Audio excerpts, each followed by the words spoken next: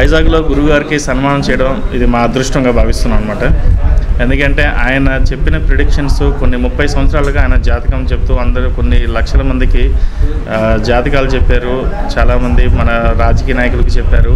అలాగే మన ప్రకృతి వైకృత్యాలు లేదంటే జరగబోయే వాటి అన్నిటికీ మోడీ ప్రధానమంత్రి అవుతారని చెప్పి ఆల్రెడీ ముందు లాస్ట్ పోయిన మన పంచాంగం ముందే చెప్పారు. అలాగే చంద్రబాబు నాయుడు గారు సీఎం అవుతారని చెప్పి ముందే చెప్పారు. అది మొన్న మా హిమాచల్ ప్రదేశ్ హిమాచల్ ప్రదేశ్ అని పెట్టడం కాదు, బట్ ఈ సంవత్సరం పిల్లలకి ప్రత్యేక స్టూడెంట్స్కి బాగాలేదు అని క్లియర్గా ముందే చెప్పడం జరిగింది. పంచాంగంలో నీటి గండాలు ఉన్నాయి, కొంచెం దూరంగా ఉండండి అని చెప్పడం జరిగింది. అటువంటి ప్రిడిక్షన్స్ ఆయన ప్రతి సంవత్సరం ముందే చెప్పినవన్నీ 100% కరెక్ట్ అవుతున్నాయి అన్నమాట. అటువంటి గురువు గారిని సన్మానించడం మా అదృష్టం. ఎందుకంటే దాంట్లో ఒకరిని నేను కూడా ఉన్నాను.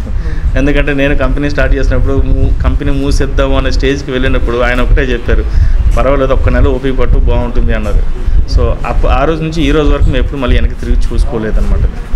సో అటువంటి గురువు గారికి సన్మానించుకోవడం మా అదృష్టంగా భావిస్తున్నాం. అది రేపు 17వ తారీఖున మన శివానందమూర్తి గారి ఆశీస్సులతో